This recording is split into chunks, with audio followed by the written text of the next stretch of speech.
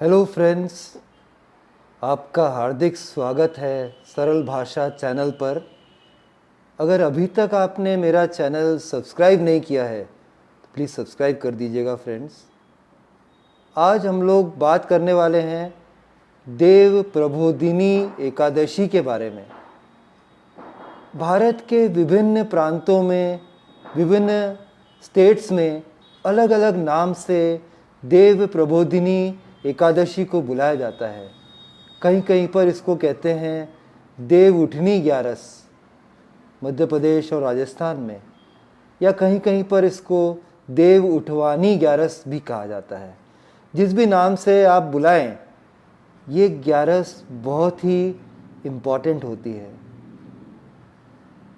देखिए, देव शयनी ग्यारस से देव उठनी ग्यारस तक ये जो समय होता है, इसमें विष्णु भगवान आराम करते हैं। विष्णु भगवान को बहुत नामों से बुलाया जाता है।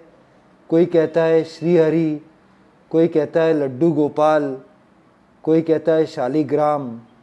किसी भी नाम से आप विष्णु भगवान को बुलाएं, लेकिन ये एक फैक्ट है कि विष्णु भगवान को पूरी दुनिया की देखभाल करनी पड़ती है। उनकी रिस्पॉन्सिबिलिटी सारे देवों में सबसे ज़्यादा रहती है, इसलिए उन्हें आराम का भी हक है। और वो इस स्पैन में, मतलब देव शयनी ग्यारस से लेकर देव उठनी ग्यारस तक आराम करते हैं।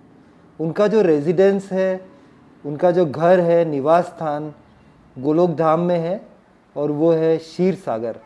वहाँ पे कम्प्लीटली आराम करते हैं। हिंदू घरों में ऐसी एक मान्यता है कि दिवाली के दिन भी वो लोग जो है वो कृष्ण भगवान या विष्णु भगवान की पूजा नहीं करते हैं। क्यों नहीं करते हैं? क्योंकि विष्णु भगवान के आराम का समय होता है। उनके आराम में खलल न हो, उन्हें कोई परेशानी न हो, परिश्रम न हो, इस कारण से विष्णु भगवान की पूजा भी नहीं करते हैं दिवाली के रोज़। रादर वो पूजा करते हैं लक्ष्मी जी और कुबेर जी की, या गणपति जी की भी करते हैं फ्रेंड्स। और हमें करना भी नहीं चाहिए दिवाली के समय विष्णु जी की पूजा। अगर हम करेंगे तो फिर विष्णु जी को परेशानी होगी, और अगर विष्णु जी को परेशानी होगी तो लक्ष्मी जी कैसे खुश हो सकती है, बताइए। तो लक्ष्मी जी को सबसे प्रिय कौन है? विष्णु जी हैं। अगर आप विष्णु जी को ही परेशान कर रहे हैं तो लक्ष्मी जी कैसे प्रसन्न होगी? इसलिए स्ट्रिक्टली आपको दिवाली के रोज़ विष्णु जी की पूजा नहीं करना चाहिए। बाकी साल तो पूरा पड़ा ही है। लेकिन देव प्रबोधिनी एकादशी मनाने के लिए आपको सुबह से तैयारी करनी पड़ेगी फ्रेंड्स। आप सुबह उठ के नहा धो के तैयार हो जाइए, और फिर गेरू और चूना जो आता है बाज़ार में, आपको किराने वालों के यहाँ मिल जाएगा। इसका विशेष महत्व है।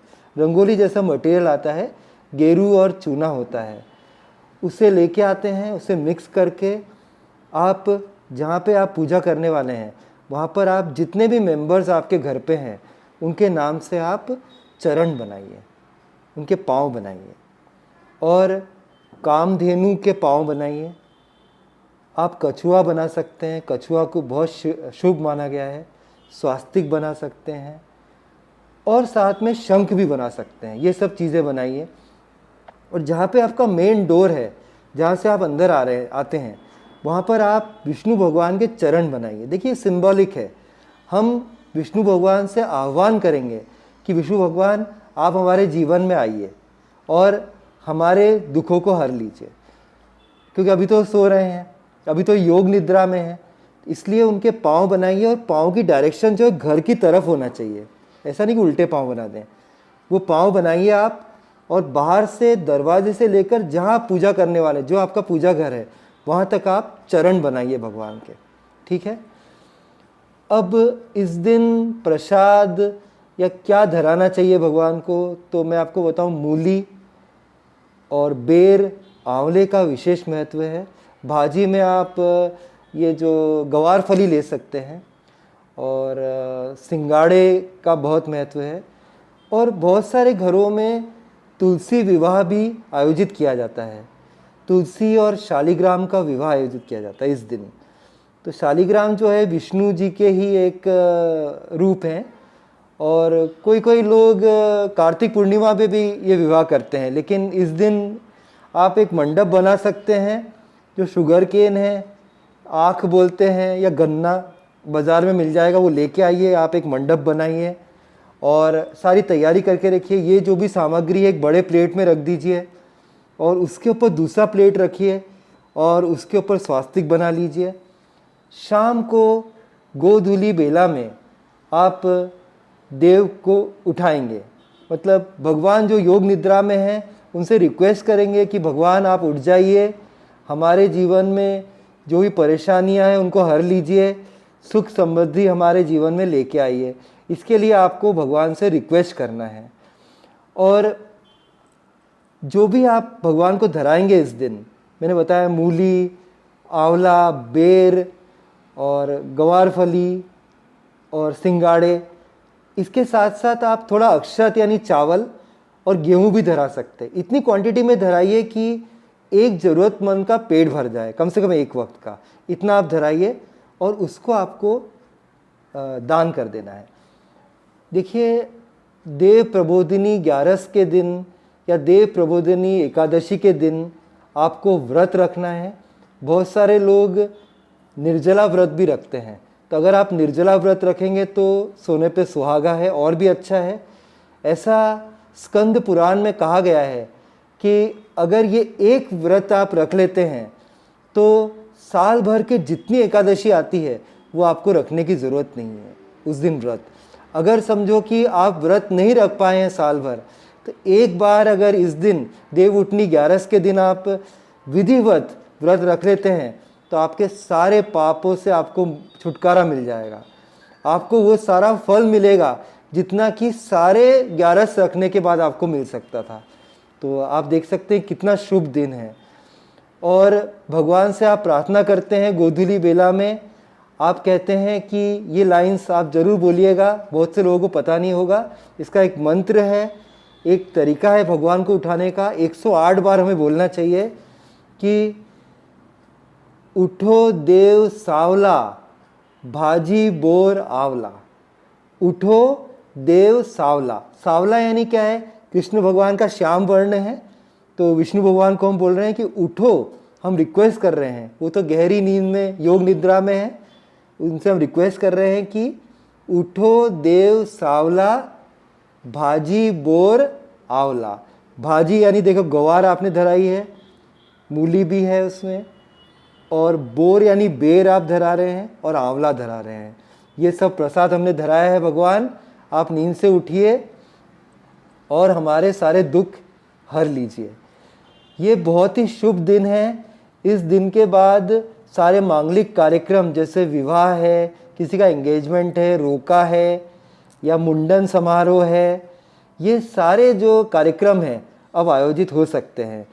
देवशयनी एकादशी से देवउठनी एकादशी के बीच में हिंदू घरों में कोई भी मांगलिक कार्यक्रम नहीं होते हैं, तो फेस्टिविटीज़ की शुरुआत भी हो जाती है इस दिन। तो आपको बिल्कुल प्रसन्न रहना है इस दिन। और क्योंकि आप व्रत रखते हैं तो अन्न तो ग्रहण नहीं कर सकते हैं, लेकिन आप चावल का खीर बनाकर किसी ब्राह्मण को दे सकते हैं, किसी गरीब को दे सकते हैं इस दिन। और मैंने बताया अक्षत यानी चावल, गेहूँ और ये सब फल जो आपने, और जो सब्जियां हैं, इसका दान करिए लोगों को, इससे आपको बहुत फ़ायदा होगा। और इस दिन जो तुलसी का गमला है आपके घर पे, तुलसी जी है, तुलसा जी बोलते हैं, वो आप लेके आए, अपने घर पर होता ही है वो। उससे आप विष्णु जी की अगर प्रतिमा है तो ठीक है, प्रतिमा नहीं है तो फोटो के पास रखिए और उनका विवाह भी करिए, ठीक है। तो ऐसा लगना चाहिए कि सही में शादी हो रही है ना। तुलसी विवाह का शुभ मुहूर्त आ चुका है और तुलसी विवाह हो रही है। तो इसी तरीके से मैंने आपको सब विधिवत डिटेल्स में बताया कि देव प्रबोधिनी एकादशी या देव उठनी 11 के दिन आपको क्या क्या करना चाहिए, तो आपको समझ में आ गया होगा। फ्रेंड्स, आप तैयारी शुरू कर दीजिए आप, और भगवान श्री हरि आपके सारे दुख हर लें, यही कामना करता हूँ। और अगर आपको मेरा वीडियो अच्छा लगा हो तो मेरे चैनल को सब्सक्राइब कर दीजिएगा। फिर मिलता हूँ किसी और दिन किसी और विचार के साथ। तब तक के लिए बाय, टेक केयर फ्रेंड्स।